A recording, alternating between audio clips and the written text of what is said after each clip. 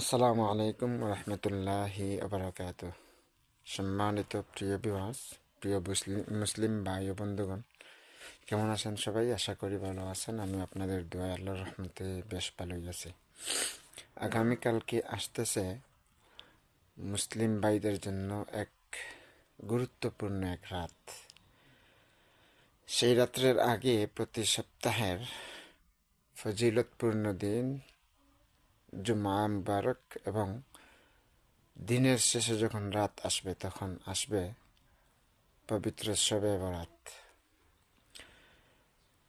তো কে কেমন আছেন অবশ্যই বলবেন, এবং পবিত্র শবে বরাতের উদ্দেশ্যে করে বলছি, সকল মুসলিম ভাই ও বন্ধুগণ একে অপরকে সকল ধরনের দোয়ায় শরিক রাখবেন, নাজাতের দোয়ায় শরিক রাখবেন।